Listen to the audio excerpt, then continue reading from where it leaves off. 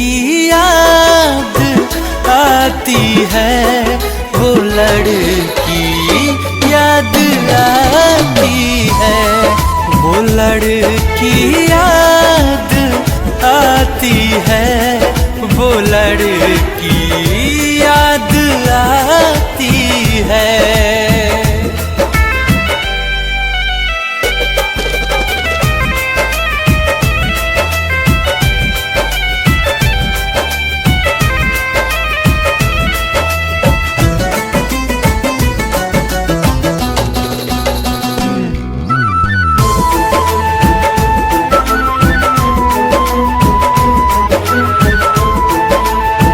पहले हम जब भी कभी दोनों साथ मिलते थे, प्यार के फूल इस दिल में हजारों रोज खिलते थे।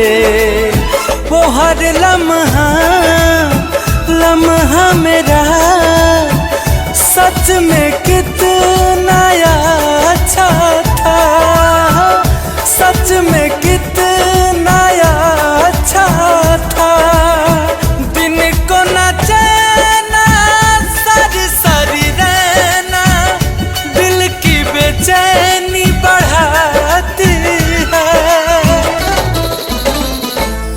वो लड़की याद आती है, वो लड़की याद आती है, वो लड़की याद आती है, वो लड़की याद आती है।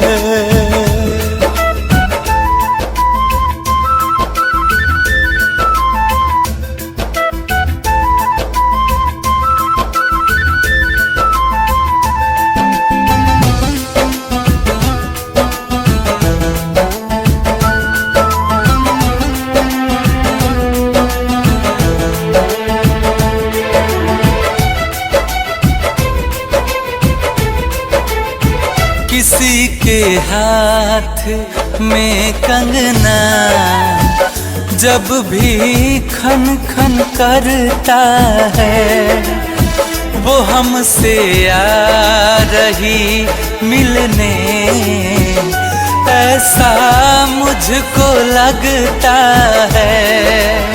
मोहित गुंजन हुए तन्हा, दिल ये भरता है, दिल ये भरता है। सुना है दीवाने को रोज किस्मत आजमाती है। वो लड़की याद आती है, वो लड़की याद आती है, वो लड़की याद आती है, वो लड़की याद आती है।